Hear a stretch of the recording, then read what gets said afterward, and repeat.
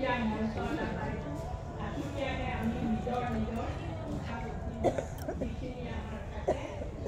আধ্যাত্মিক দিশৰ পৰা আমাৰ ভাইসকলে যিখিনি জ্ঞান আহৰণ কৰিছে ইয়াত আৰু প্ৰত্যেকৰে একো একোটা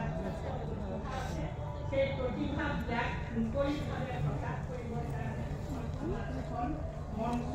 দিছে আৰু তাতে গৃহস্থালী ধৰ্মৰ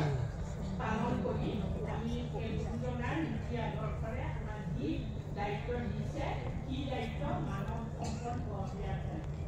এই মানৱ সম্পদ গঢ় দিয়াৰ দায়িত্ব আমাৰ সকলোৱে পালন কৰিব লাগিব কিয়নো মানৱ বৰ